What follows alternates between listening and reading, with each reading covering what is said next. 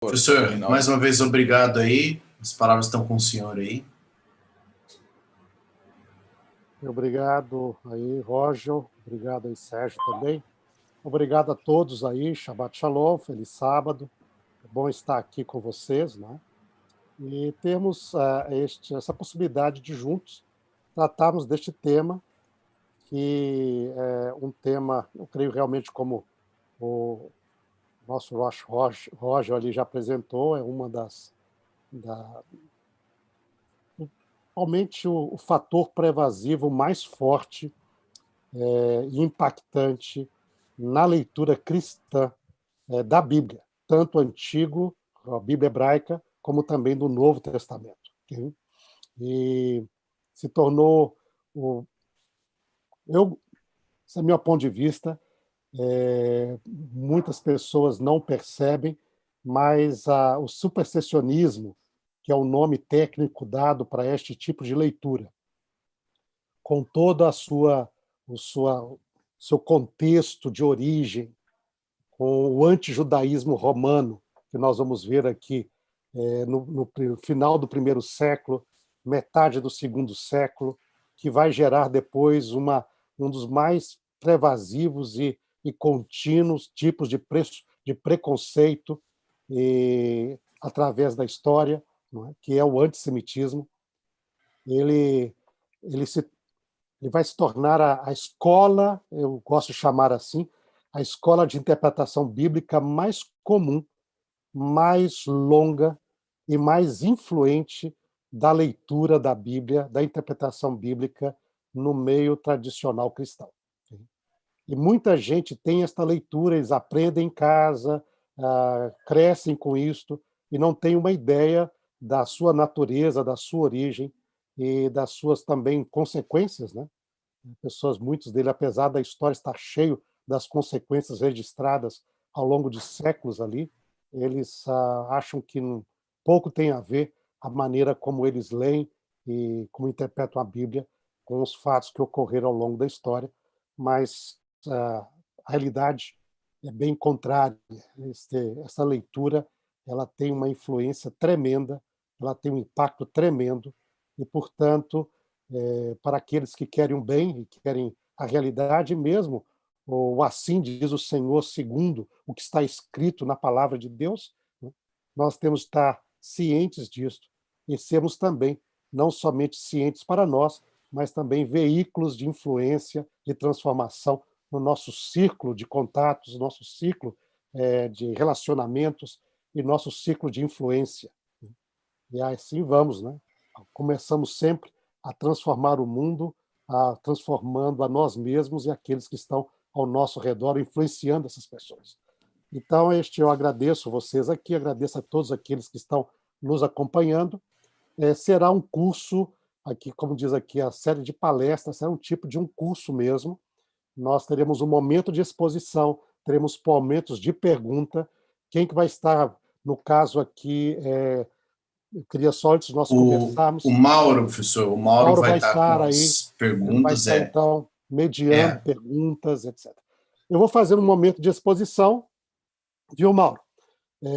E depois, provavelmente, eu abro um período de perguntas, para não avançar e ter muito conteúdo.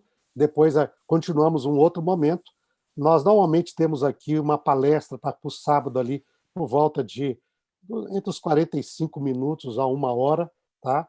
Mas isso intercalado ali, provavelmente 45 minutos, mas intercalado com momentos de perguntas, então, e respostas aí.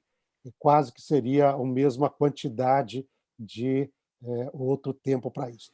Assim, no máximo 1h15, 1h30, e nós já devemos estar encerrando ali, se dependendo da quantidade de interação de perguntas que ocorrerem ali. Tudo bem? Então, lembre-se aqui, isso aqui não é uma derachá, isso aqui não é um sermão, né? Isso aqui é realmente um momento de curso. Okay? E nós podemos, assim, interagir e aprender e ter essa vislumbre um pouquinho mais acadêmico desta questão. Ok? Tudo bem, pessoal? Então, nós vamos aqui só entre nas nossas sequências de palestras, nós primeiro vamos ver um pouco uma introdução nesse Shabat, aqui nesse sábado. Nós vamos trabalhar entre o ponto de vista tradicional do relacionamento entre judaísmo e cristianismo, isso da perspectiva cristã. Lembra que nós estamos falando sobre essa perspectiva cristã de leitura do texto bíblico. E depois, então, nessa mesma palestra, então esse é um primeiro momento, essa perspectiva cristã tradicional, e depois, então, algo que aconteceu de maneira muito forte, muito marcante, a partir da década de 50 do século passado, que é o surgimento de uma nova perspectiva de compreensão do relacionamento entre judaísmo e cristianismo no primeiro século. Okay? Esses dois elementos ali do primeiro século. Ali. As origens do cristianismo, as origens do judaísmo rabínico, né, no primeiro século. Então, isso é uma nova perspectiva. E assim essa será a palestra de hoje. Mas daí, na próxima palestra, nós vamos ver os elementos de separação, a análise de separação de como os dois se separaram no primeiro século. Propostas de iniciativas do lado judaico, propostas de iniciativas do lado cristão. Nós iremos, isso aí, uma palestra, a seguinte palestra seriam as propostas da iniciativa de separação do lado judaico, okay? E vamos fazer as ideias que são propostas, os aspectos que são tocados, né? E daí, então, uma avaliação dessas propostas. Essa será a nossa próxima palestra. Tá? Iniciativa de separação do lado judaico. Depois, iniciativa de separação do lado cristão. Aí, os aspectos são tocados, uma avaliação dessas propostas seria a nossa terceira palestra. Depois, aí, na quarta palestra, nós iremos abordar o desenvolvimento, então, das ideias da teologia da substituição, que é também conhecida como supersessionismo, né? E a sua relação com o antijudaísmo romano e depois o surgimento do antissemitismo cristão. Né? E daí, essa seria a quarta palestra, e depois, então, a perspectiva desta teologia em literaturas mais recentes e nas visões mais recentes da teologia cristã, okay? Que seriam aí dos últimos séculos ali até os nossos dias também. Okay? E o impacto e como nós vamos ver isso daí, e como se influencia a leitura da Bíblia. Tudo bem, pessoal? Então, nós temos essas 5 palestras que nós estamos planejando ali, evidentemente ali que esperamos poder tratar de tudo isso nesta sequência que nós teremos ali. Okay? Então, vamos aqui para nosso primeiro tema. Espero que todos aqui, a gente sempre confirma aqui, né, se está todo mundo vendo. Tudo ok aí, Mauro? Está tudo ok, pessoal.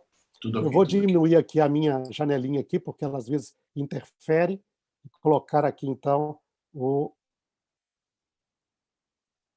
a exposição aqui na forma da tela cheia. Então, nosso curso aqui, o tema que nós queremos trabalhar é o antissemitismo e a lente tradicional cristã de leitura do texto bíblico.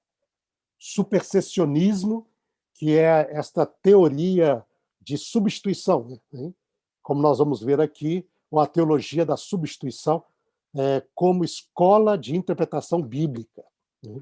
E nós vamos propor aqui que esta é a escola mais influente, mais duradoura que existe no cristianismo e que impacta todos os ramos do cristianismo, todos, seja catolicismo, igreja ortodoxa, igrejas armenas, igreja evangélica, protestante, todos os ramos foram impactados por esta escola de interpretação bíblica. Então, essa primeira palestra, nós vamos aqui a focar esta compreensão cristã da relação judaísmo e cristianismo. Então, qual a relação entre esses dois grandes ramos religiosos que têm o mesmo fundamento na fé de um Deus de Israel, né? Então, e aí, nosso primeiro foco seria sobre a visão tradicional desta relação. Eu chamo a atenção de vocês para estas 2 estátuas que estão ali. Essas 2 estátuas aí é uma réplica delas que está no museu em Estrasburgo. mas elas representam duas estátuas que estão na Catedral de Estrasburgo. E essas duas estátuas, uma representa a igreja e outra representa a sinagoga. É assim que elas são conhecidas, a igreja e a sinagoga. Se vocês notarem bem, aqui no slide ali, a sinagoga é esta aqui, que está com uma lança quebrada, não é? Então você vê ela com uma lança quebrada, ela está com venda nos olhos, hein? E ela está aqui segurando uma das tábuas da lei, dos 10 mandamentos. Hein? Então isso aqui representa muito bem o que veio a ser a visão tradicional cristã acerca do judaísmo. Viu? Isso nós vamos voltar a explorar este elemento ali. Hein? Então, e ela está com a cabeça baixa. Então, vocês veem, na hora que ela está com a cabeça abaixada, olhando assim. Não é?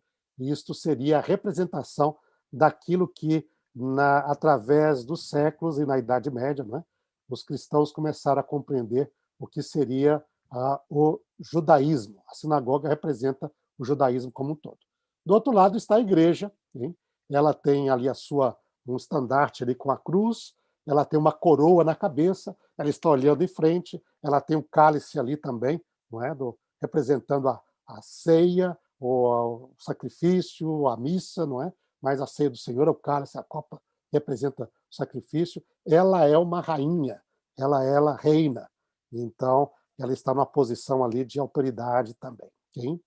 E isso, então, envolve essa visão tradicional. Okay? Eu comecei aqui antes, que não é muito costume aqui, mas apontando aqui a bibliografia um pouco que nós estamos usando para este primeiro aspecto aqui da visão tradicional.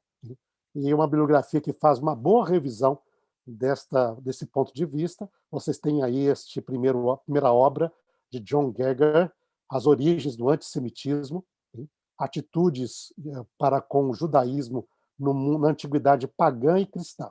Isso publicado, então, lá em Oxford, pela Universidade de Oxford, em 1985. Outra obra interessante também, que trabalha bastante, de forma bem interessante, o resumo histórico ali, esta obra de Robert Michael, Ódio Santo, Cristianismo, Antissemitismo e o Holocausto. Então, as relações através de toda a origem, desenvolvimento, através dos séculos, até chegar ao século XX e as suas ligações com o Holocausto também. Publicado em Nova York pela Macmillan, uma grande editora, não é? Então, uma das divisões da Macmillan, Palgrave Macmillan, 2006.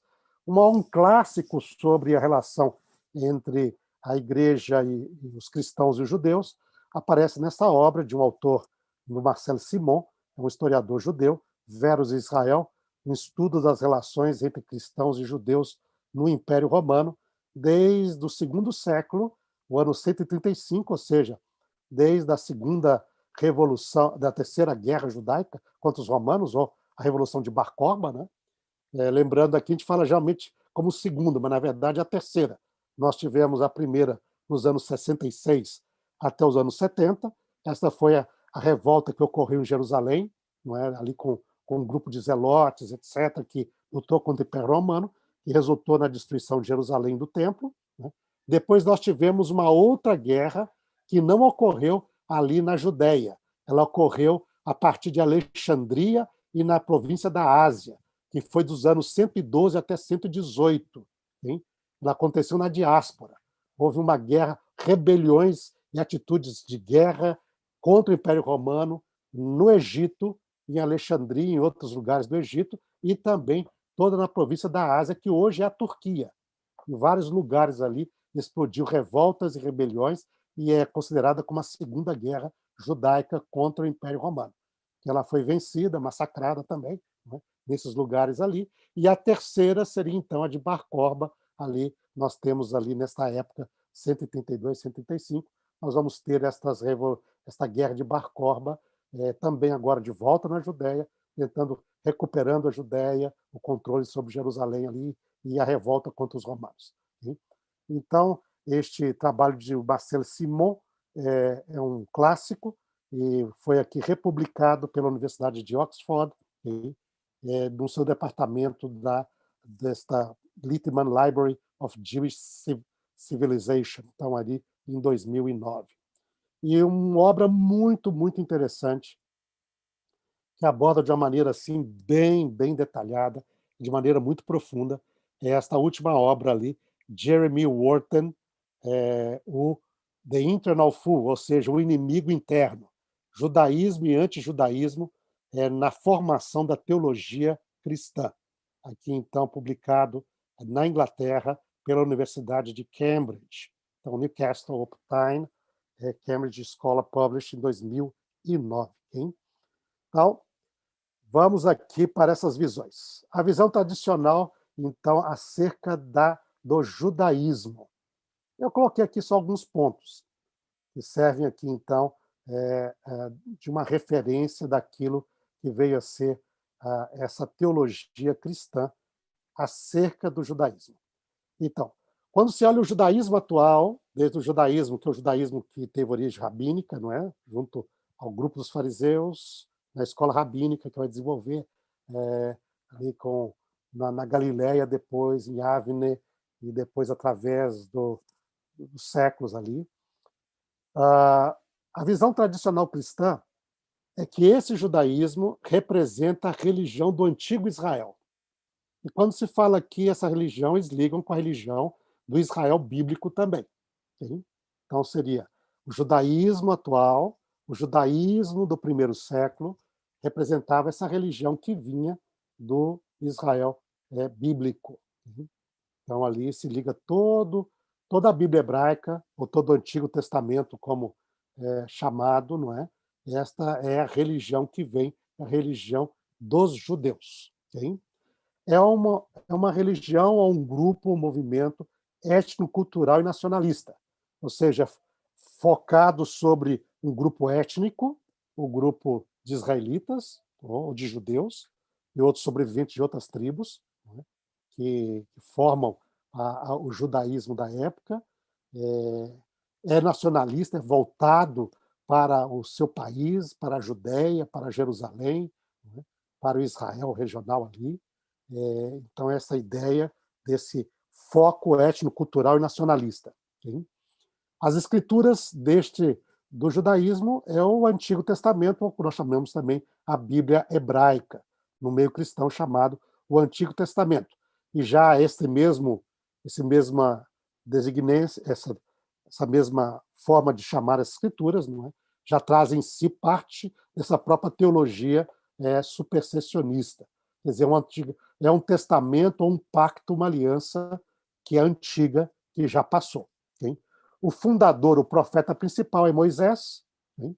É uma religião legalista, ou seja, focada na salvação pela observância da lei que foi dada no Sinai. Então, se você guardar a lei, então você tem salvação. Okay?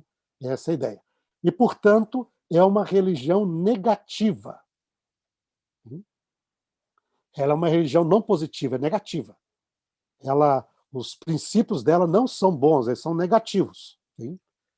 Ela envolve o Israel carnal, como é chamado, que são os descendentes étnicos de Abraão, e do povo que saiu do Egito, não é? Esta religião, portanto, rejeitou Jesus, que foi o Messias que veio, portanto, rejeitou Jesus, e porque rejeitou Jesus, ela foi rejeitada por Deus. Okay? Sendo rejeitada por Deus, então o país foi destruído, Jerusalém foi destruído, o templo destruído, isso é tomado como um sinal desse juízo divino, de rejeição, e, portanto, se tornou objeto da maldição divina. Okay? Essa é a visão. Por que Israel existe? Vai responder essa visão tradicional. Existe para ser um exemplo do juízo divino sobre aqueles que rejeitam ao Messias e rejeitam a sua palavra. Então, eles estão aqui na Terra para servir de juízo, para servir de advertência aos outros povos. Portanto, são objetos dessa maldição divina até o final da história. Esta é a visão tradicional. Okay?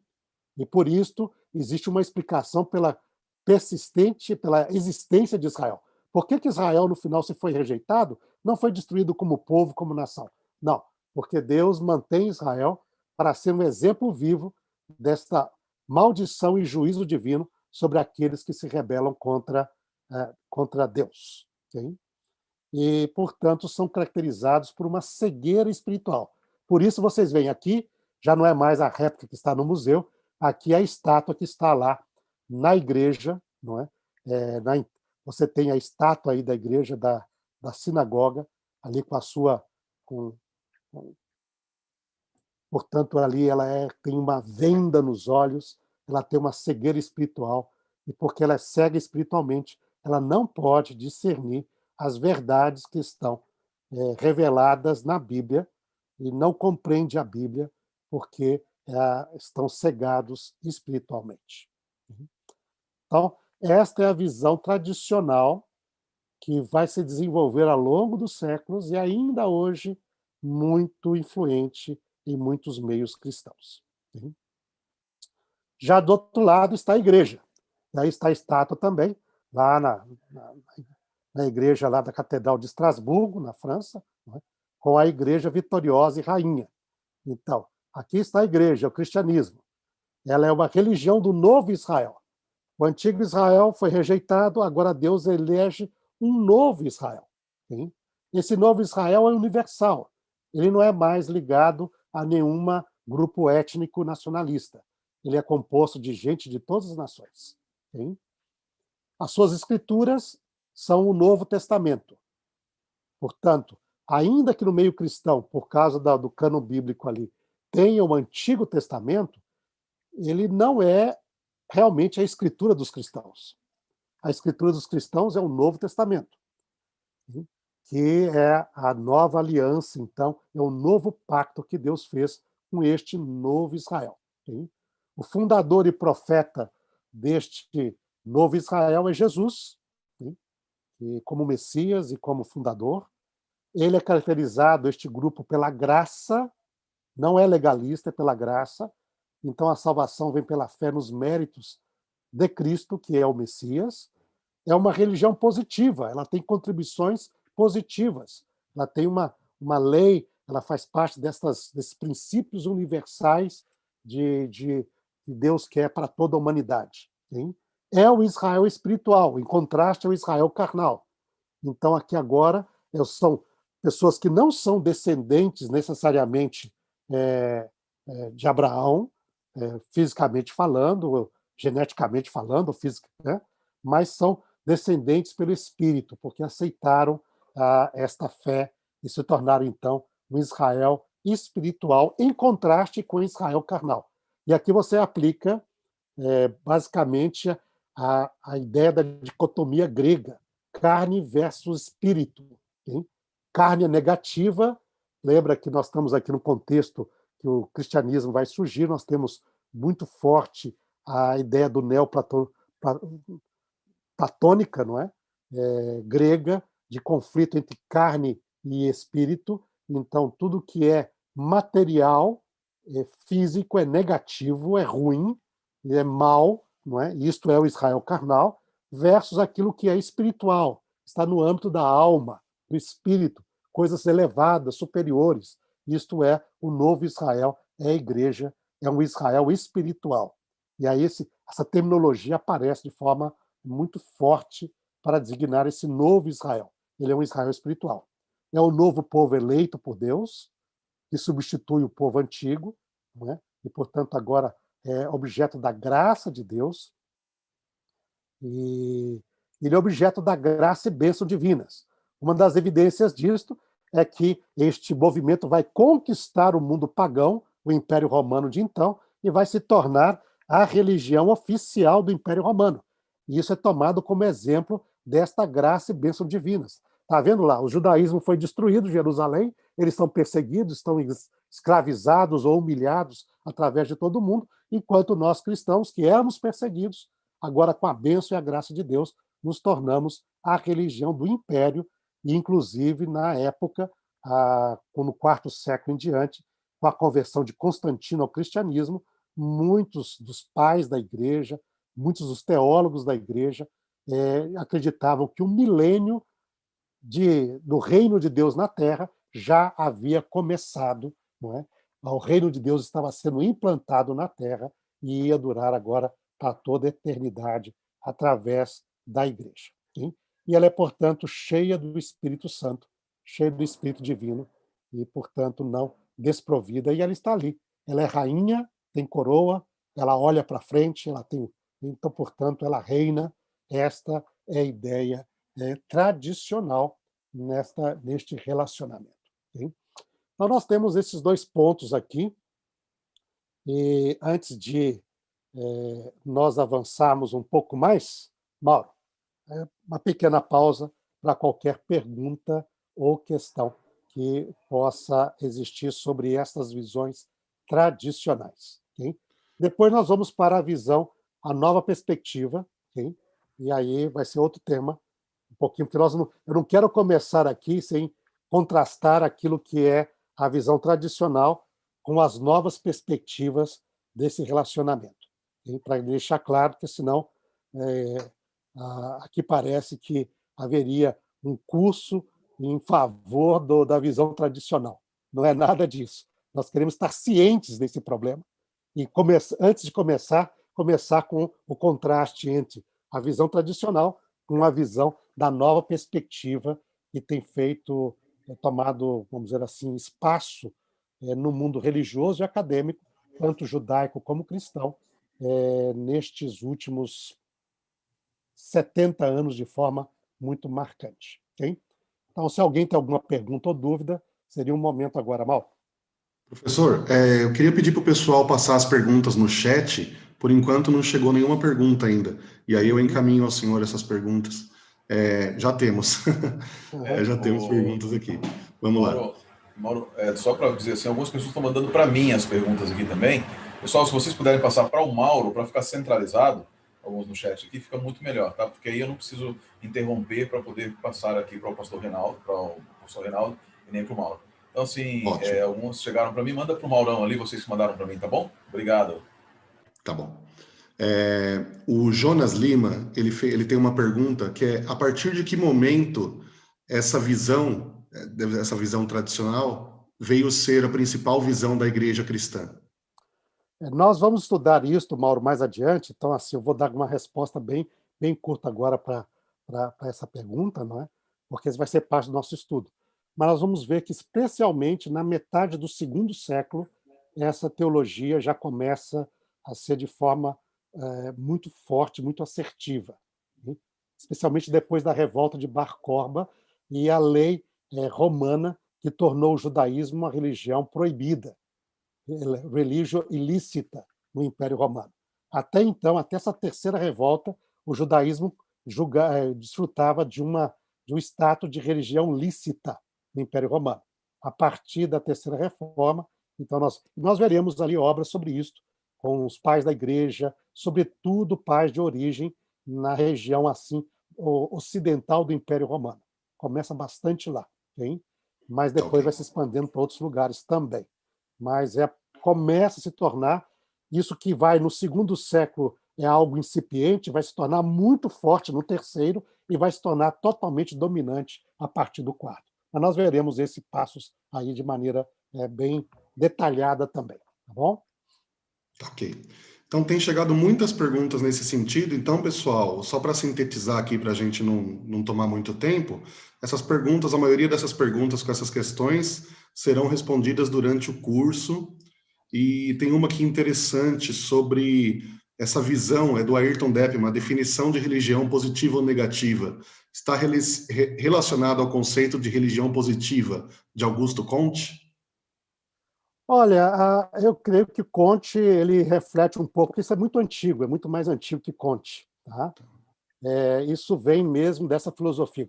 O que vai acontecer, nós temos de ter a gente vai ver essa parte aqui, que você vai ter um desenvolvimento do impacto quando o cristianismo vai se separar ali do judaísmo, ele vai tentar, esses autores que começam no segundo século, ganhar muito favor da audiência ampla do Império Romano com a cultura greco-romana. Okay? Então, você vai usar muito ali a filosofia grega. E uma coisa que vai estar muito voltada ali é esta noção de material versus espiritual, okay? De específico versus universal. Então, o cristianismo vai ser visto como, por exemplo, uma religião que defende princípios universais humanos. Okay? E isso vai estar atravessando toda a Idade Média também. Okay? Enquanto que o judaísmo defendia princípios culturais, étnico-culturais, como o sábado, alimentação, okay? Valores muito, muito culturais. Assim. Então, aqui não, nós falamos, então você vai ter um aspecto. O cristianismo vai valorizar o amor. Né? Tá bom, é o amor a todos, a paz, e etc. Não é? E daí você vai ter, através, desde os pais da igreja até diante, uma depuração de princípios bíblicos em busca de valores universais, ou leis universais, okay? Do qual o cristianismo vai ser visto como grande defensor e promotor, enquanto que o judaísmo seria promotor de valores bem judaicos. E valores judaicos são vistos negativamente. Okay? A gente vai ver isso, por exemplo, quando ainda havia grupos cristãos que tinham valores judaicos, okay? Entre eles, por exemplo, o sábado, você vai ver isso em vários dos teólogos da igreja, mas não com os teólogos da igreja, também em editos da igreja, não é? Como o Edito de Laodiceia, onde diz que qualquer um que tem esses tipos de valores que são típicos dos judeus, eles são um anátema, estão condenados à perdição eterna. Okay? São anátema de Cristo, condenados eles devem ser totalmente aniquilados, devem ser rejeitados. Não é? Por quê? Isso prova que lá na época que desse concílio, que vem logo depois de Constantino, né? Ainda na mesma parte ali, você ainda tinha muitos cristãos que tinham muito contato com o judaísmo. E fala assim, qualquer cristão que celebrar, por exemplo, qualquer festa judaica junto com os judeus, ou celebrar o sábado, ou se alimentar como tipo dos judeus, que ele seja anátema, condenado, etc. Então, você vai ver que isto é essa parte. Então, daí, quando você chega no iluminismo, hoje nós vamos estar com essa questão de positivo, etc., né? O iluminismo vai ser, o racionalismo nos séculos XVIII e XIX, vão estar atrás desses valores universais, né? Que dá valor para a religião. A religião agora já não é mais uma fé, você está procurando sair daquela quadro religioso estrito, que também era marcado pela Idade Média, para valores universais do espírito humano. Né? E aí você vai procurar, nessa mesma teologia, essa noção dos valores universais do cristianismo.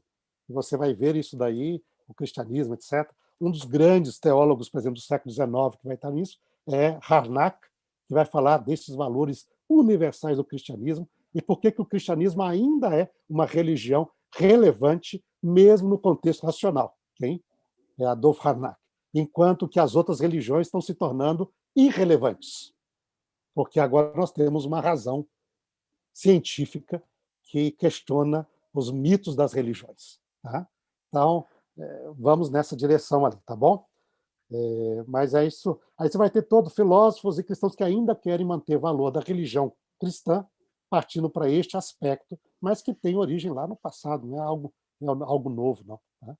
É algo que já está bem antigo mesmo, nada muito novo debaixo do sol. Hein? Dá Espero ter tempo para mais respondido uma, aí. professor? Hein? Dá tempo para mais uma? Sim, sim. Tem? Então vamos lá. O Silvio Pascoal, ele faz uma pergunta interessante, tem um pouco a ver com o que o Johnny falou também.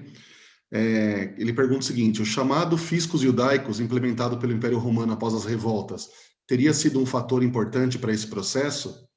Sem dúvida, a gente vai ver ali, não é? Eu acho que nós temos aqui apresentar um autor adventista que trabalhou bem isso daí, que é o Bacchiocchi, no seu livro sobre o sábado para o domingo. E, sem dúvida, você vai ter o preconceito que muitos cristãos também, que eram de origem romana ou de cultura grega, tinham, mas você vai ter a proibição da religião e você vai querer desassociar de uma religião que o Império Romano agora tem um ódio concentrado contra, mas você tinha também de pagar uma taxa só para existir no Império Romano. Se você era judeu, para você sobreviver no Império Romano, você tinha de pagar esse imposto especial. Okay?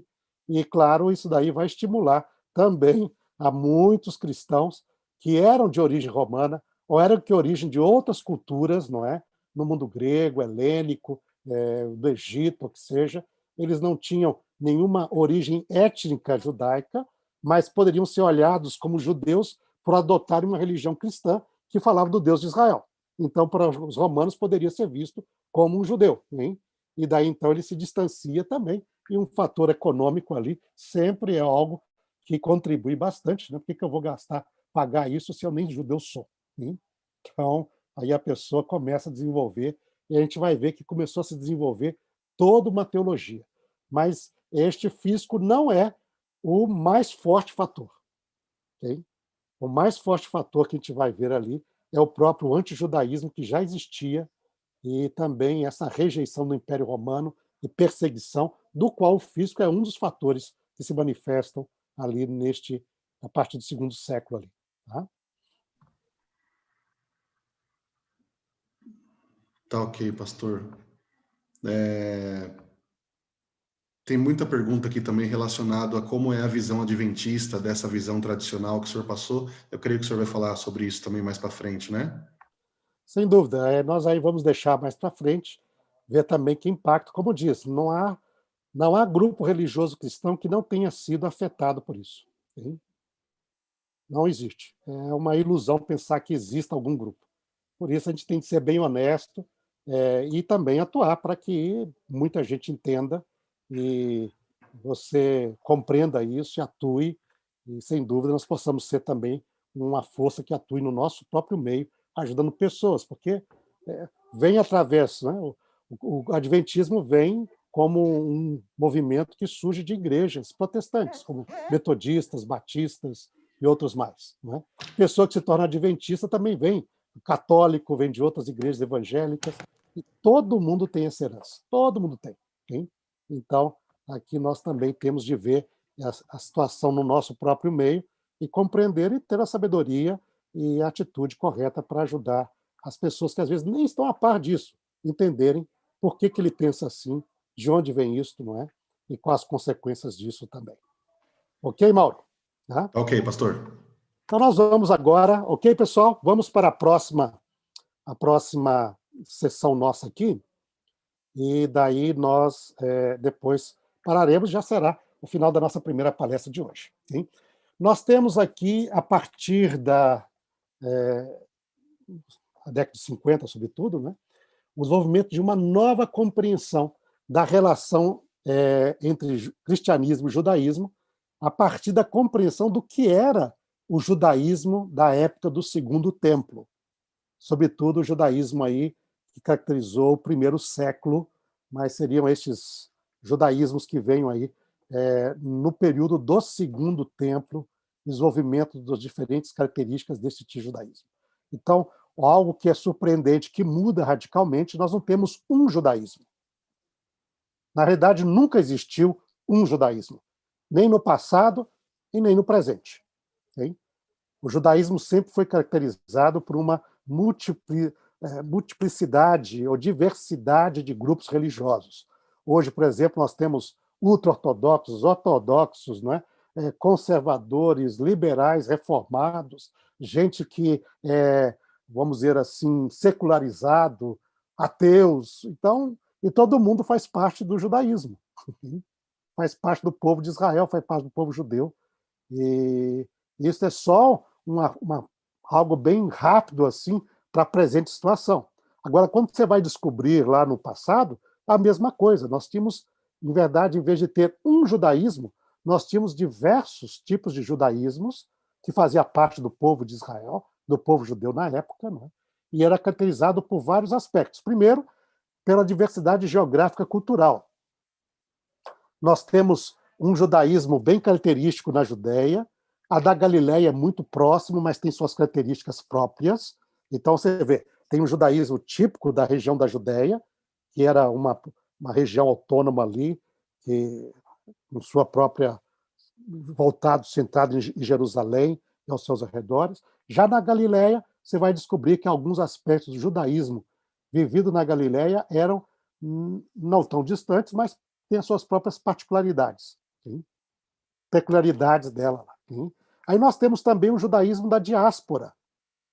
E a diáspora ela é muito diversa. Não é? Existia a diáspora, os judeus estavam espalhados por todas as partes do mundo conhecido de então.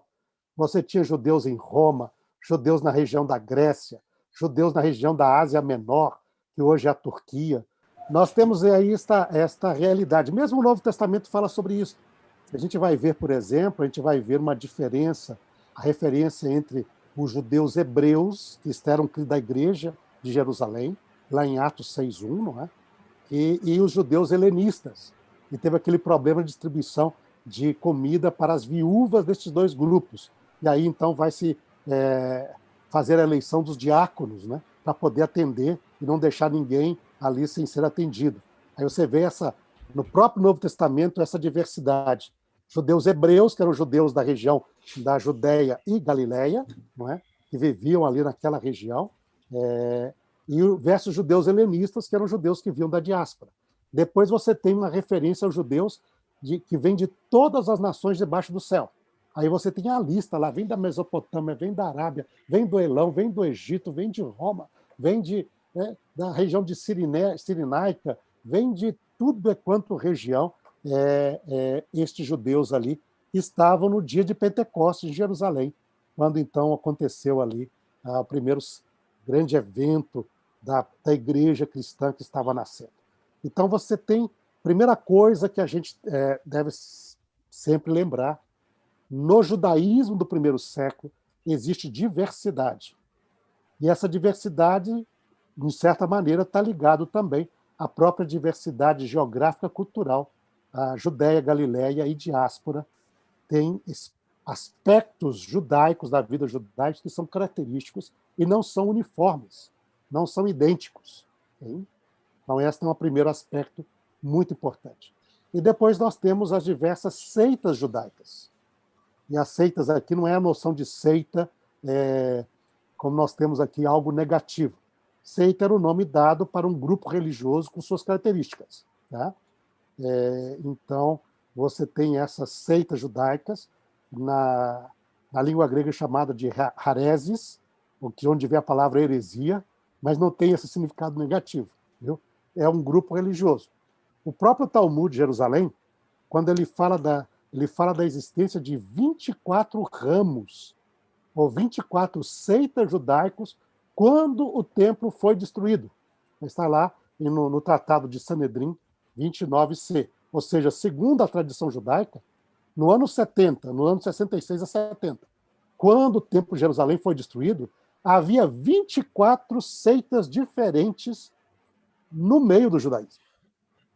E nós não conhecemos todas elas, porque nós temos registro de algumas com mais informações, algumas com muita informação, algumas com pouquíssima informação, algumas só o nome, e algumas nós nem sabemos quem eram, hein? Pela documentação que nós temos hoje. Mas pensem bem, 24 diferentes grupos religiosos judaicos quando o templo foi destruído, segundo a tradição judaica que foi mantida no Talmud. E nós vemos aqui, hein?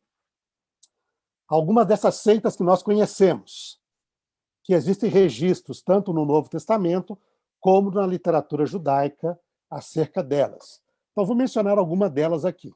Nós temos, por exemplo, o grupo dos saduceus, hein? Que aparece em ambas as literaturas.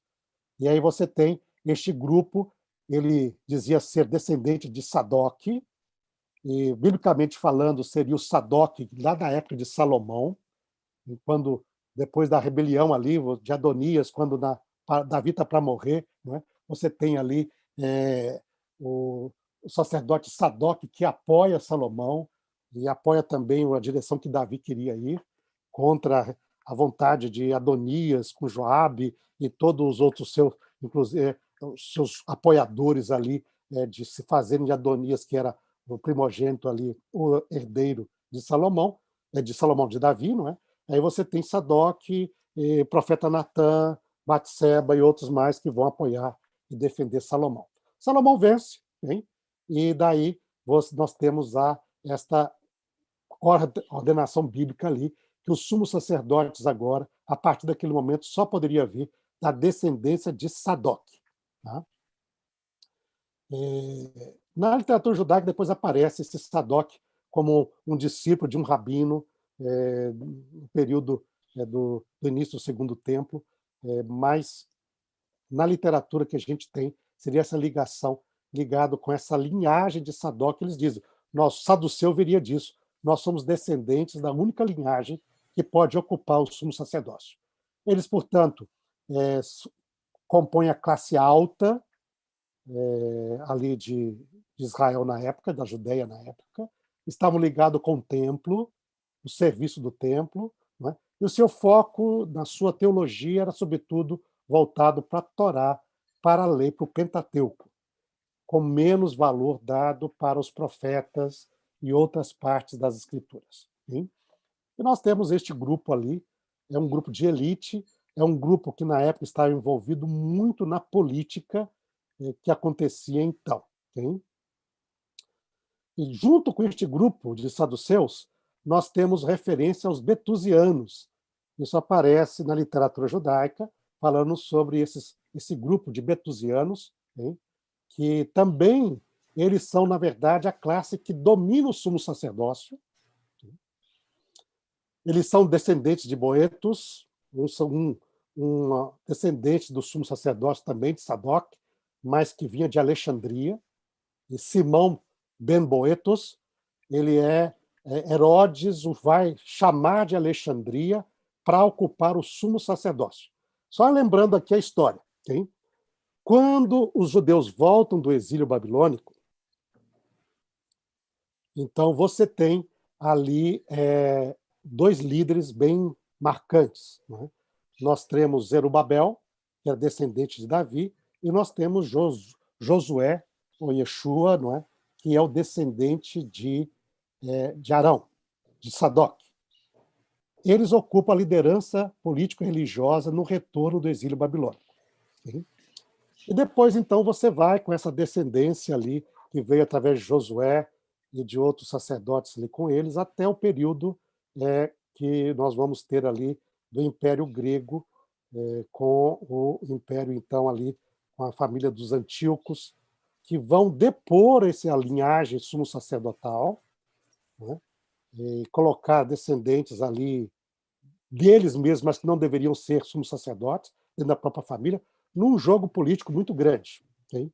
Então, o próprio irmão atacando o irmão, etc. Na revolta que contra o domínio dessa família de Antíoco, sobretudo Antíoco Epifânio, por volta do ano 160 e poucos, né? 170 até 160, nós vamos ter ali Antíoco Epifânio querendo dominar o judaísmo. Aí nós temos uma revolta, e essa classe sacerdotal ela vai se helenizar, ela vai apostatar, inclusive, da fé judaica, vai tentar transformar Jerusalém numa polis grega, não é? E aí nós vamos ter, então, a revolta dos Macabeus. E a descendência, então, dos asmoneus que se levantam nisto, consegue expulsar os gregos, consegue restaurar o templo. Aí nós temos a festa de Hanukkah, celebrando esta restauração e purificação do templo, consegue restabelecer a fé judaica e a sua prática livre na região da Judéia, e depois vão expandindo. Né? Só que acontece uma crise ali. Esses descendentes dos asmoneus, os macabeus, como também são conhecidos, não é? Eles vão assumir o reino como rei e vão assumir o sumo sacerdócio. E isso cria uma crise política, religiosa muito grande nesse segundo século antes da Era Comum. Por quê? Porque os macabeus não eram descendentes de Davi, eles eram levitas. Portanto, eles não podiam assumir o trono. E há vários grupos em Israel que se rebelam contra isso. E a origem de muitas das seitas aqui estão ligadas com esse período. Okay? Depois, eles assumem o sumo sacerdócio também. Se torna rei e sumo sacerdote. Okay? Sendo que eles não são da linhagem de Sadoc. Eles não podiam assumir o sumo sacerdócio. Mas eles assumem. Isso cria uma terrível crise. Provavelmente a origem dos essênios está ali quando eles se rebelam contra isso, mas são expulsos do templo, eles são sacerdotes, são expulsos do templo, são perseguidos. Né? o poder do Asmoneu que reinava na época, né? Mas daí, quando a linhagem dos Macabeus, dos Asmoneus, chega ao fim, com o Herodes assumindo o poder, ali no anos 29, depois 27, antes da Era Comum, Herodes ele vai depor o sumo sacerdote da linhagem dos Asmoneus e vai chamar um sumo sacerdote, Simão ben Boetus, de Alexandria, para Jerusalém. E aí vem, então, a classe dos betusianos, que são descendentes desta família, que vão dominar a maior parte do sumo sacerdócio até a destruição do templo. Então, durante o período de Herodes, essa família dos betusianos domina o sumo sacerdócio. São realmente o pessoal da mais alta classe sacerdotal. Quando, no entanto, Herodes morre, e logo depois o governo romano toma o controle da Judéia, né, no ano 6, você vai ver que os romanos vão depor o sumo sacerdócio da família de Boetus e vai colocar o sumo sacerdócio da família de Anás. Nós vamos ter aí no Novo Testamento Anás e Caifás, que são da família dos saduceus, que também são descendentes de Sadoc. E aí você vai ter, nesse momento ali, duas grandes famílias lutando no controle do sumo sacerdócio. De um lado, a família de Anás e Caifás, que era genro dele, e do outro lado, os descendentes de Boetus, que também estarão ali, e que vão retomar esse controle, e vão participar ali. Mas esse grupo sacerdote é uma classe alta, eles são, na literatura judaica, eles não são muito positivos, eles são muito criticados, diz que eles são totalmente politizados, pouco se importando com o povo, mas com o poder, que era a luta de poder na época lá. Então está aí o outro grupo, ligado aos saduceus, e também com muita mesma orientação religiosa, teológica, como os saduceus, mas um grupo à parte do grupo saduceu em geral também, que são os betusianos. Depois nós temos os fariseus. Esses fariseus incluía gente de alta classe, mas gente comum também, pobre. A maior parte era de gente simples. Eles acreditavam no sacerdócio universal, em contraste simplesmente com o sacerdócio levítico, que eles não questionavam, tinha seu valor, mas eles enfatizavam essa ideia de Israel e do judaísmo como uma nação de sacerdotal, um reino de sacerdotes. E essa ideia do sacerdócio universal aparece de maneira muito forte. Então, cada judeu é chamado para ser um representante de Deus na terra, para viver de maneira consagrada a Deus, como seria um sacerdote servindo ao Senhor. Mas o foco dos fariseus é, sobretudo, a sinagoga, é onde eles têm maior influência, né? Liderança no contexto das sinagogas, a sua ênfase, portanto, tanto na Torá, na lei, no Pentateuco, mas também nos profetas, né? E aí nós temos, então, a Torá Shebirtav, é toda a Torá escrita, composto, então, aí pela Torá e pelos escritos dos profetas, é chamado assim, ou às vezes também chamado escritos, salmos, que é o restante da escrita que nós chamamos hoje Tanar, Torá, Neviim e Ketuvim. Então, lei, profetas e escritos, né? E também na tradição oral, na tradição dos sábios de Israel que interpretavam esta lei escrita. E, portanto, nós temos a chamada Torá Shebeal Peh, a Torá que é segundo a boca, ou aquilo que é dito, o que foi traduzido, o que foi interpretado, o que foi transmitido através de mestres que interpretam isso. E, normalmente, eles vão se reconhecer ali como líderes do povo e são muito apreciados pelo povo. Tá? Este é o outro grupo. Depois, entre o grupo dos fariseus, normalmente ligado a eles, nós temos um grupo de herodianos. E que é esse grupo de herodianos? Nós encontramos ele no Novo Testamento, e muito associado aos fariseus. Aparentemente, é um grupo do meio dos fariseus que viu que era melhor ter um rei como o da família de Herodes, que era uma família da Idumeia, mas era convertida ao judaísmo, e pelo menos era de natureza real, do que ter um governador romano, do que ter um governo pagão. Então, eles defendiam o apoio à família de Herodes, à sua dinastia, e então trabalhar com eles para que Israel seguisse avante o seu propósito, a sua existência, etc. Né? Mas os grupos, sua visão religiosa provavelmente era muito semelhante também à dos fariseus. Tá? Aí nós temos os zelotes sicários, também chamado por Joséfo como quarta filosofia. Há discussão se a quarta filosofia realmente são eles ou não, mas pela descrição parece ser. Hein? Então, são próximos aos fariseus, mas eles têm essa ênfase no zelo por Deus, que nem Finéias, que quando ele estava ali às margens do Rio Jordão, nós temos aquele contexto ali de os filhos de Israel irem com as moabitas e adorarem os deuses das moabitas e terem relações físicas com elas, não é? E Deus traz juízo sobre o povo de Israel, e o pessoal está ali orando e chorando pela morte, pelo juízo de Deus, e aí vem esse israelita com uma moabita, e daí ele vai para a tenda dela lá, e ele, então, Finéias se levanta, cheio de zelo por Deus, vai lá e atravessa com uma lança esse israelita e a mulher pagã que estava com ele ali. Não é? E este é o zelo. Então, eles têm a palavra zelotes ali, não é? Vem ali com este ligado a este zelo, não é? A ideia do zelo de Finéias. Não é? O sicário é porque é um nome romano que dá, porque eles tinham uma pequena adaga ali, que escondia no seu manto ali, a sica, e que usavam para poder fazer atentados contra romanos ou contra judeus que apoiavam o domínio romano. E quarta filosofia é o nome que o Joséfos dá para eles ali. Eles, então, preconizavam uma rebelião armada, uma guerra.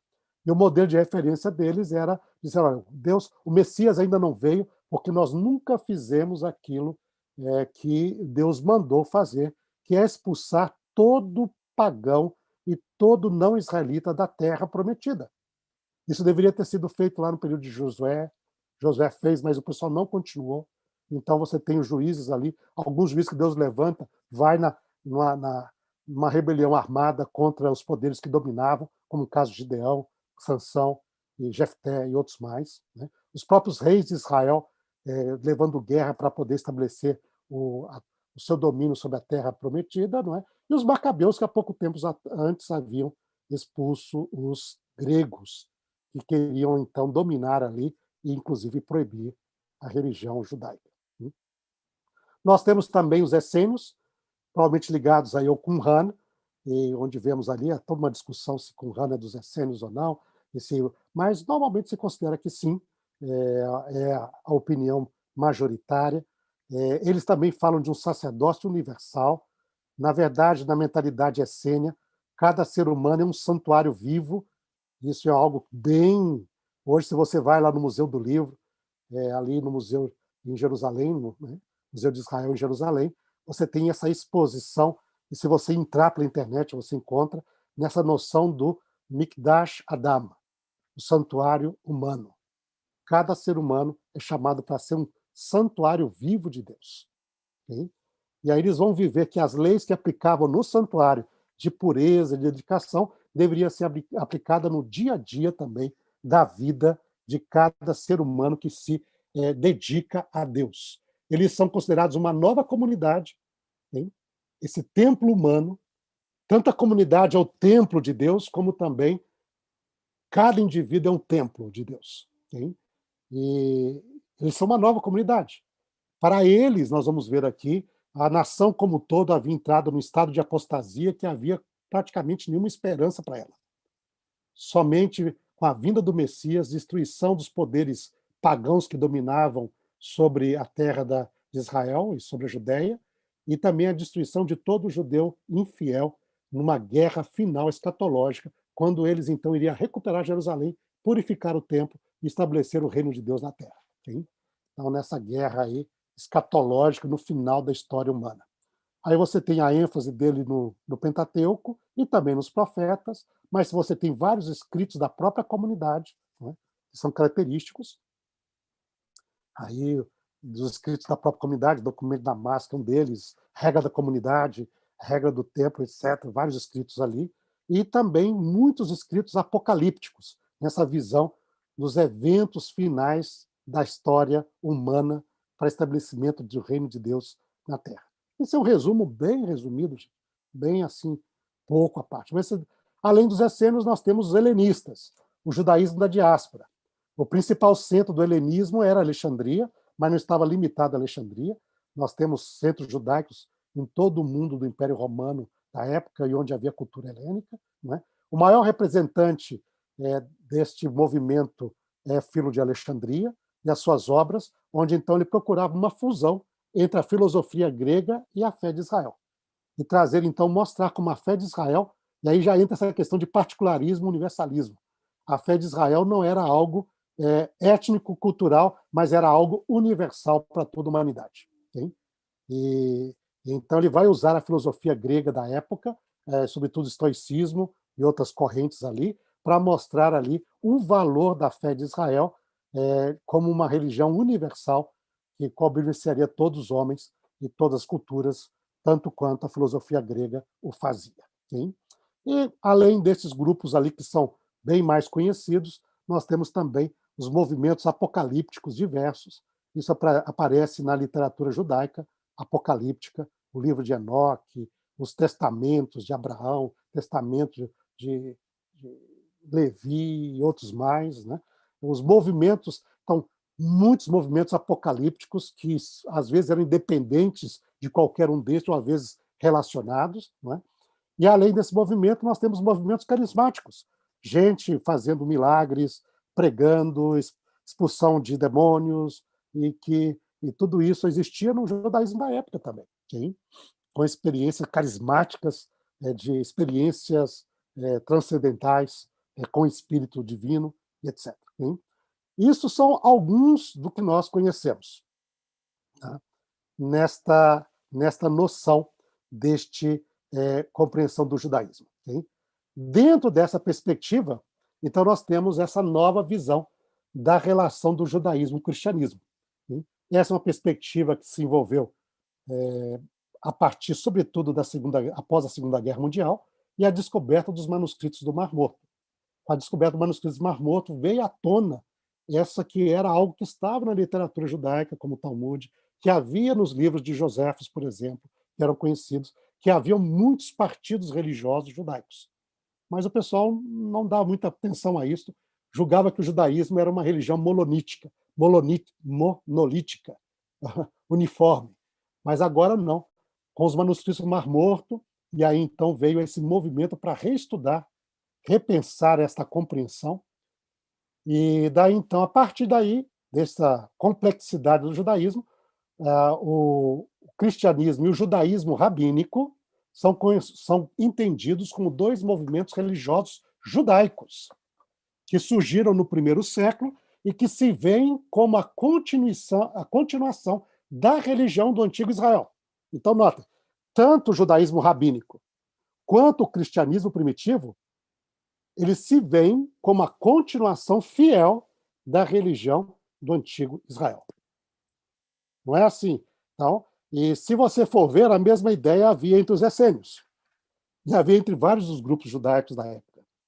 Mas só que o judaísmo rabínico e o cristianismo são os dois grandes movimentos judaicos que vão sobreviver à destruição de Jerusalém. O fato de Roma dominar a Judeia agora não permitir mais judaísmo lá. Okay? Eles vão... Esta guerra romana, essas três guerras que a gente vai ter, né? A guerra romana, a primeira rebelião em 66, que vai estender até 73, da Era Comum. Depois nós vamos ter também a Segunda Guerra lá, que vai ser do ano 115 a 117, 118, que é a que começou no Egito e se expandiu para outras províncias romanas, e depois a de Bar Kokhba, 132 e 136. E aí, então, você vai ter o judaísmo é um dos movimentos que sobrevive. O seu foco é a sinagoga, e com a destruição do templo, então, vai desaparecer outros movimentos totalmente ligados ao templo. Nós temos essa ênfase no judaísmo rabínico de um serviço a Deus de coração, Avodat Halev. Então, você vai ter aí o Avodat Halev, que será, então, o sacrifício de oração, as orações, e a liturgia, a oração, que é feito na sinagoga, que é feita nas horas do sacrifício do templo. São realmente agora a substituição aqui, ou dentro do contexto da destruição do templo, para poder servir a Deus aonde quer que os judeus estivessem. Então, em vez de você oferecer sacrifício de animais, você oferece agora cânticos de louvor, orações, preces e estudo da palavra de Deus. Okay? Aí o outro movimento grande que vai sobreviver a guerras romanas é o cristianismo, com suas raízes judaicas.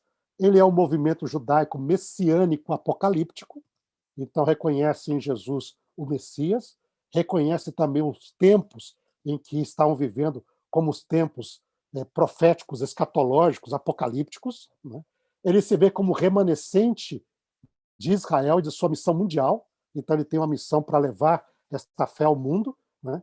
Ela tem uma relação muito próxima sinagoga-igreja, porque vê que a maior parte das igrejas iniciaram no meio da sinagoga e são organizadas como sinagoga. Isso aparece no livro de Tiago, e você vê Paulo sempre frequentando sinagogas. Então a relação igreja e sinagoga ainda é muito próxima nesse primeiro século, e ela se vê como um movimento que prepara para a vinda do reino de Deus através do retorno de Jesus, o Messias. Hein?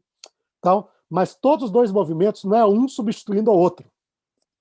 Hein? Essa nova visão não vê isso, mas vê como dois movimentos religiosos judaicos que surgiram nesse primeiro século, que resistiram e sobreviveram às guerras contra Roma e que têm cada um sua compreensão de como continuar fielmente a religião do antigo Israel, do Tanar, o antigo Israel que vem desde as épocas bíblicas. Okay? Então, nós aqui estamos neste momento, nós vamos fazer uma pequena pausa aqui novamente, okay? Momentos para perguntas, alguma questão aqui, okay?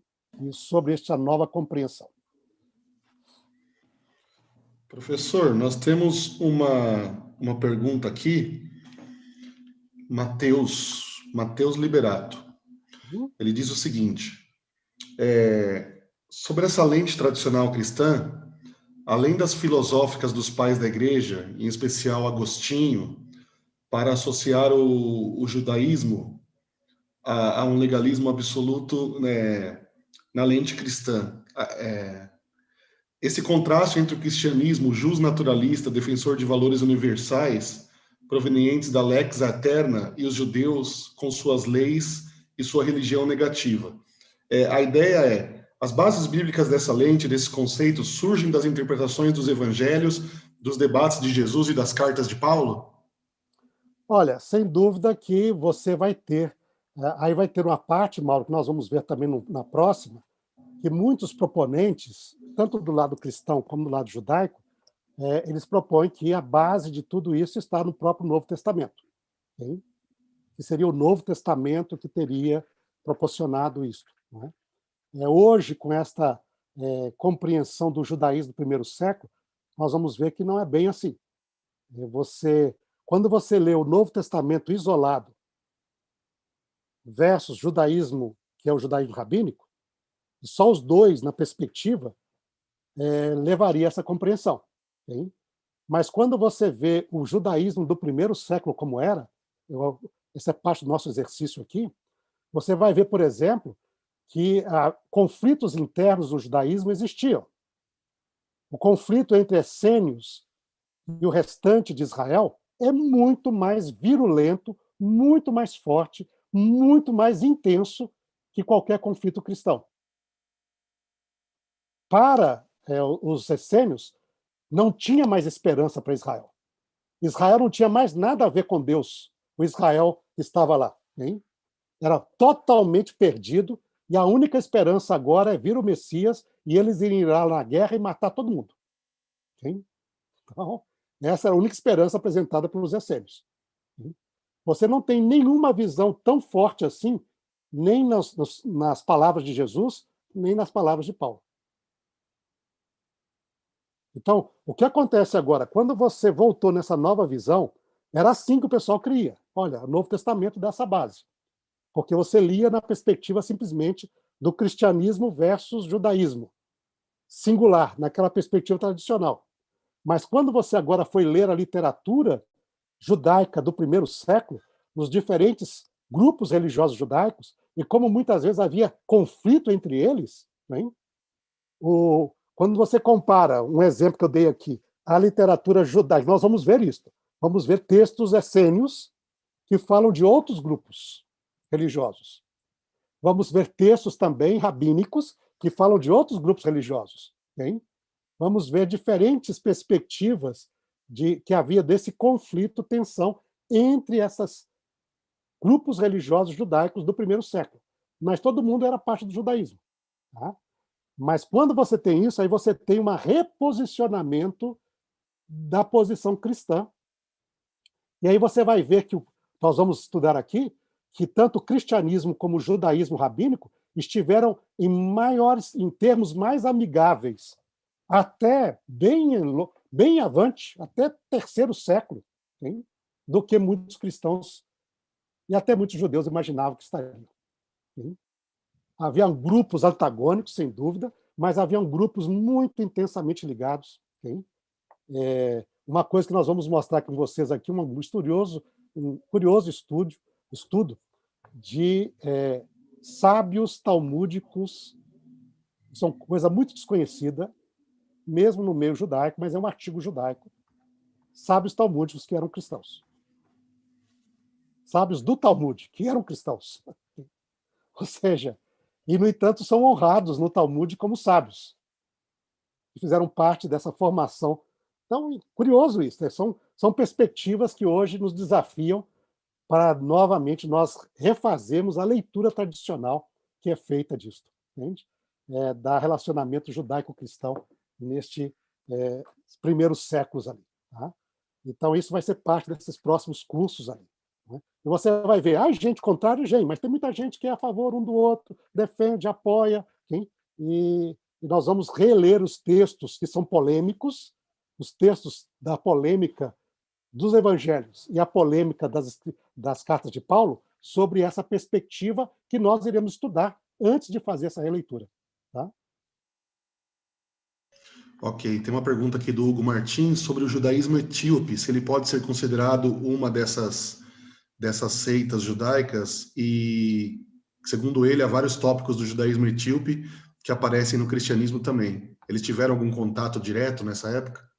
Você vê o seguinte, os etíopes formam um grupo muito interessante, porque quando você tem uma expansão, impacto, vamos dizer assim, mundial da fé de Israel nos dias de Salomão, lembra, né?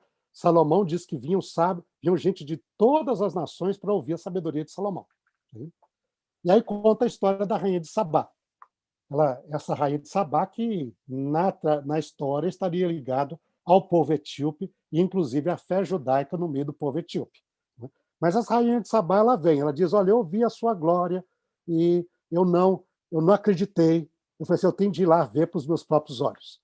E quando ela chega lá, nos diz o livro de Reis, que ela fica maravilhada. Ela diz, puxa, mas não é nem metade da que me disseram. O que me disseram não é nem metade da realidade. Então, você sobrepuja muito a fama. Não é? Eu já achava exagerada. Cheguei aqui e vi que é muito mais. Okay? E daí o que ela faz? Notem no texto bíblico que ela vai bendizer o Deus de Israel. Bendito é o Deus de Israel, que pôs o rei tão sábio, né, sobre seu povo. É porque Deus ama Israel para sempre. E essa noção do texto mostra não somente uma atitude de curiosidade filosófica, sapiencial, mas mostra uma atitude religiosa. Porque ao vir em Jerusalém, ao conhecer o rei Salomão, ao dialogar com ele, ela termina abençoando. E isso é um termo bíblico muito grande, porque quando você diz, você vai abençoar, vai bendizer o Deus de Israel, você está tomando uma atitude religiosa. Então, quando você tem no início dessa história, deste influência mundial, no clímax da história judaica, que é o reino de Davi e Salomão, nós temos um relato de contato com os etíopes, com a rainha de Sabá. Quando você começa a história no livro de Atos para o Novo Testamento da Igreja, uma das primeiras histórias contadas ali é o eunuco da rainha de Candace.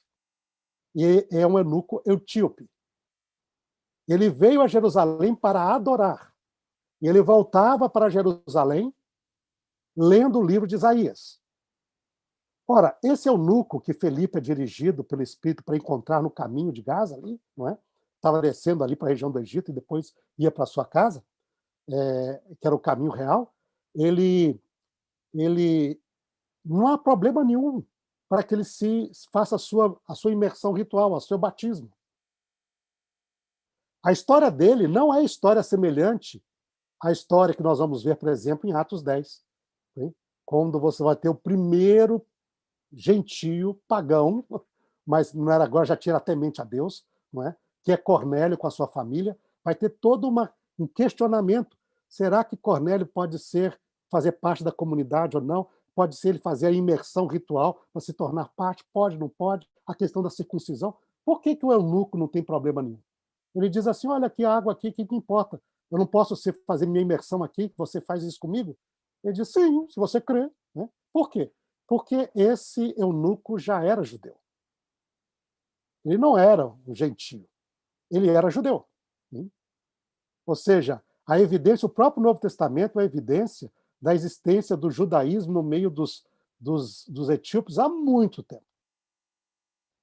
E ele vai ser um judeu que vai aceitar a fé e, portanto, vai ter a sua influência depois. Ou seja, nós temos na antiguidade uma região do mundo que depois vai ser conhecida como Etiópia, onde você nota que a Etiópia é assim, ao sul você tem principalmente religiões animistas, na área da África ali, equatorial. Ao norte você vai ter a religião islâmica, na Eritreia, no Sudão, etc. Ali.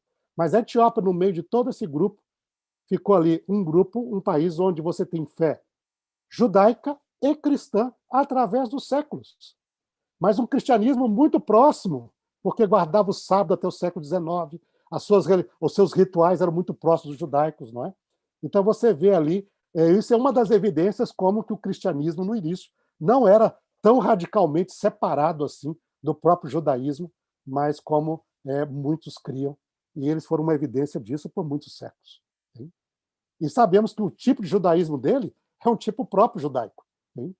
Que agora veio para a terra de Israel, etc., mas tinha suas próprias cerimônias, sua própria maneira de fazer, e mostra um judaísmo muito antigo e que faz parte dessa riqueza do judaísmo que vem desde muito tempo atrás. Não existe, nunca existiu, gente. Isso é uma questão, nunca existiu um único judaísmo. Nunca existiu. E isso é fato histórico. Nem no passado, nem no presente. Mas existe o povo de Israel. Isso sim. Mas o judaísmo, ele é diversificado, com vários ramos, com várias tendências religiosas, e algumas não são muito amigas dos outros, não. Se você vê, por exemplo, o que um ortodoxo, ali do Meah Shearim, muito ortodoxo, fala de um judeu sionista, ou de um judeu sionista religioso, você vai ver que não é muito amor, não. Não é muita simpatia. Viu? Não tem muita amizade assim, não, muita apreciação, não.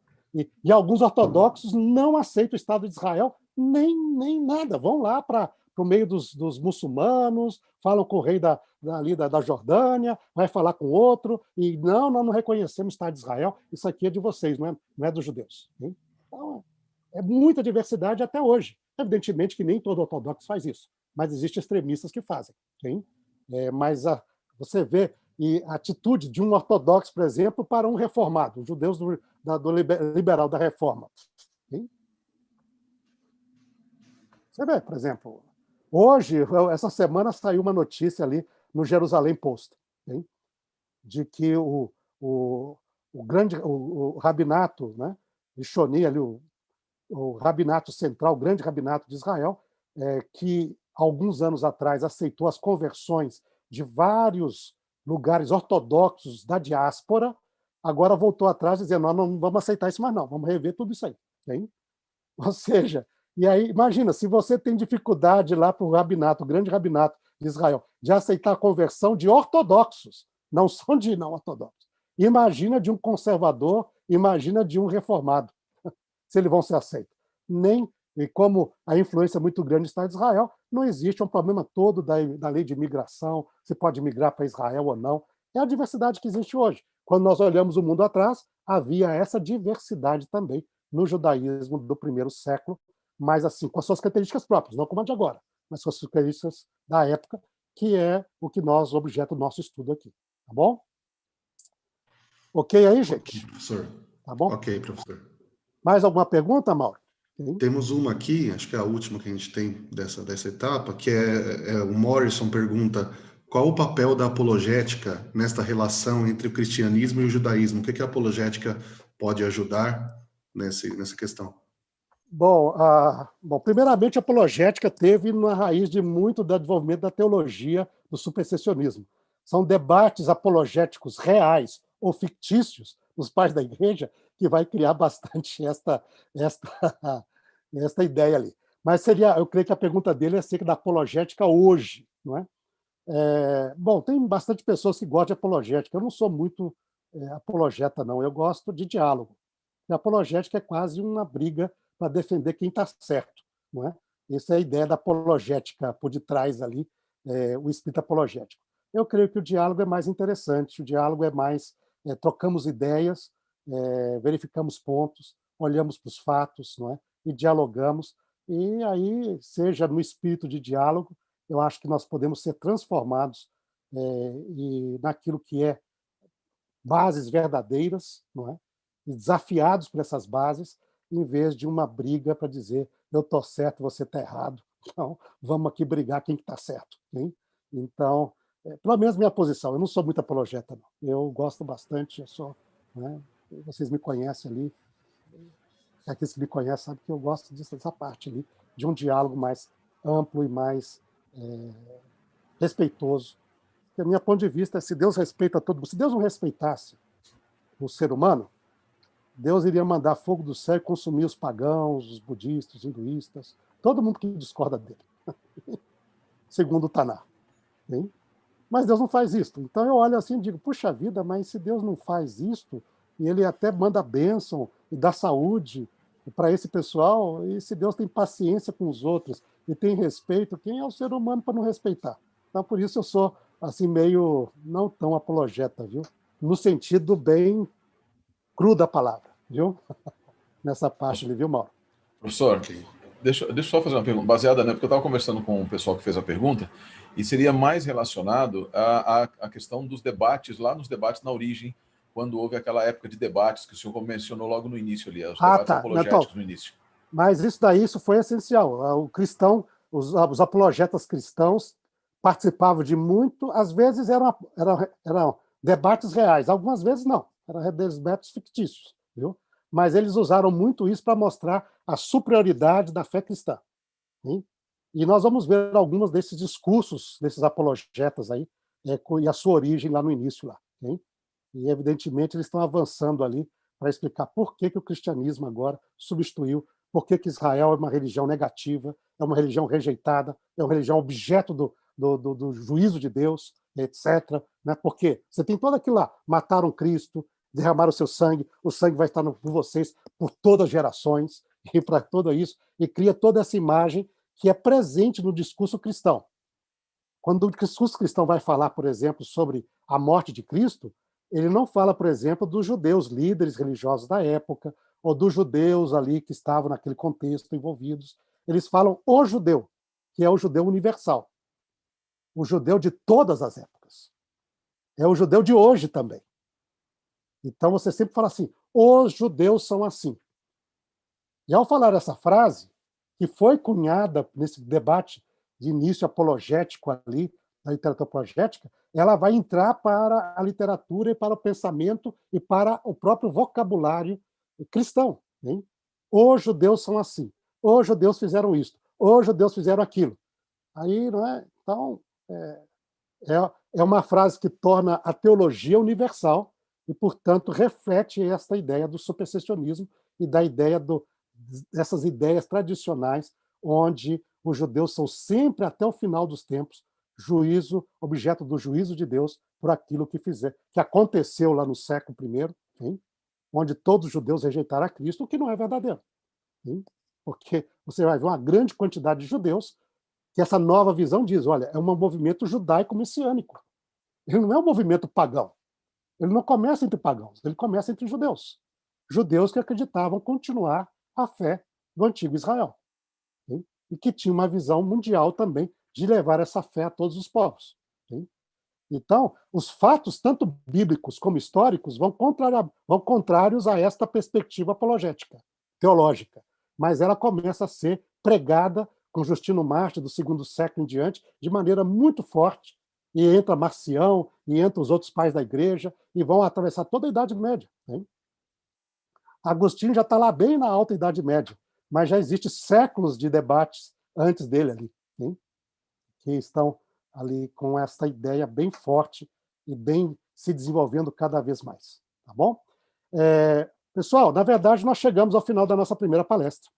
Eu queria só aqui com vocês agora apresentar, nós vamos aí, qual será o nosso próximo tópico, não é? Então, nós vamos ter aqui o estudo desse cristianismo e suas raízes judaicas mais adiante, mas aqui está a bibliografia, uma bibliografia de referência aí para essa questão dessa nova visão. Então, uma bibliografia que foca essa nova visão acerca da relação judaísmo e cristianismo, que vê esses dois como dois movimentos judaicos que surgem no primeiro século e que vão sobreviver aí à destruição e às guerras romanas, ali no primeiro século e no início do segundo. Então, você tem aí esta primeira obra ali, você tem a Kimberly Ambrose, Jews Among Jews. Então, e esse aqui é uma boa obra, bem praticamente recente, hein, que é acerca de Paulo, porque Paulo é um dos mais polêmicos nesse debate. Okay? Então, aqui seria reabilitando Paulo dentro desta visão, dessa relação. Okay? Você tem aí um trabalho interessante em português, publicado pela Paulus, editora Paulus, que é a Beatriz Brutot, okay? Jesus segundo o judaísmo, rabinos e estudiosos dialogam em nova perspectiva a respeito de um antigo irmão. Então, aí, essa nova perspectiva, o impacto da reavaliação de Jesus no meio judaico, ou na visão judaica. Então, aqui, este livro aqui foi traduzido e publicado pela Paulus. Ele é um livro de 2001, mas foi publicado na sua original, né? Mas é publicado pela Paulus aqui em 2003. Eu vou compartilhar com vocês aqui, gente, para aqueles que quiserem, através mesmo aqui do nosso link aqui com o Zoom, este artigo, que é um artigo extenso, chamado Judaísmo. O Judaísmo são 7 artigos, na verdade, com 7 autores diferentes, ou mais, porque alguns são coeditados, na Anchor Bible Dictionary. Esse é um importante dicionário bíblico, publicado por David Noed Friedman, publicado pela Doubleday, e você tem esse artigo, então, da página 1037 a 1089. Para aqueles que lêem inglês ou aqueles que gostariam de ter este artigo aí, muito interessante. Outra obra interessante, agora em inglês, é desse rabino Walter Homolka, okay? Jesus Reclaimed, The Jewish Perspective on the Nazarene, 2015 também. Ele traz uma boa estudo sobre todo o debate judaico acerca de Jesus, não é? Até a época aí, 2015, publicado então pela Bergham Books. Okay? Você tem em português um livro interessante, vários de vocês têm esse livro, que trabalha também sobre essa nova perspectiva da relação cristianismo e judaísmo, que é o Oscar Scarsone, né? Scarsone ali, ou A Sombra do Tempo, as influências do judaísmo no cristianismo. Aqui no Brasil, então, foi publicado pela Vida, aí na cidade de São Paulo, em 2012. E uma outra muito interessante trabalho, publicado pela Universidade de Notre Dame, que é a maior universidade católica dos Estados Unidos, mas vários autores ali são autores cristãos e judeus. Por exemplo, a Susana Heschel é uma das editoras, junto com Fabian Udo, okay? Susana Heschel, filha do Abraham Heschel. Então, aqui, publicaram essa obra, redefinindo o judaísmo do primeiro século e as identidades cristãs. Estes ensaios em honra de Ed Parish Sander, publicado, então, pela Universidade de Notre Dame em 2008. Na próxima aula, eu vou compartilhar alguns materiais. Tá. Não vão ser livros completos, porque seria isso antiético e não seria legal, mas artigos de livros, sim. Por exemplo, eu vou compartilhar com vocês, porque nós temos esse livro aqui em forma eletrônica na nossa coleção de livros eletrônicos aqui da ProQuest. por exemplo, aquele livro sobre a questão dessa visão tradicional. Existe um capítulo muito interessante no livro lá, que eu indiquei para vocês, é o último livro, que ele faz um resumo muito, muito bom. Então, eu vou baixar esse resumo em PDF, que isso é legal de fazer, para um capítulo só, e depois eu compartilho com vocês. Assim, eu vou compartilhando alguns materiais e vocês vão ter no material. Infelizmente, uma parte do que eu tenho disponível para compartilhar é em inglês, não tenho em português. Assim, seria necessário que a pessoa leia em inglês também, tá bom? Ok, então, gente? Bom, Professor, Roger. Bom, muito obrigado aí primeiro, foi muito bom a primeira aula aí. Espero que a turma tenha gostado. Também vou disponibilizar o link do Zoom para quem quiser assistir de novo pelo Zoom e quem quiser passar para alguém. O que não é comum, a gente geralmente não passa nada, fica tudo fechado. E também passa os materiais aí que o senhor vai me enviar. Assim, o pessoal também tem um material estrutural de base para se preparar até para as outras aulas, etc. e tal. Tá bom? Ô, Roger, uma coisa que queria falar aqui sobre o pessoal. Essa questão de compartilhar, eu realmente escrevi para você, como eu julgo que esse é um tema muito importante. Na verdade, é um tema que todo cristão deveria estar bem consciente dele para poder fazer uma reavaliação da sua leitura da Bíblia. Hein? Então, eu realmente aqui não vejo nenhum direito para mim. Vocês podem compartilhar isso quanto vocês quiserem, porque eu vejo isso como um meio de pessoas que irão assistir a estas palestras possam ser ajudadas a mudar a sua perspectiva. E dessa maneira a gente tenta lutar um pouco contra este antissemitismo que caracteriza tanto a leitura bíblica no meio cristão. Né? E também para amigos judeus que estão nos acompanhando, para compreender um pouco por que os cristãos pensam assim. Hein? Nós temos aqui, professor, alguns alunos do Seminário Rabínico da Argentina que estão assistindo conosco hoje também.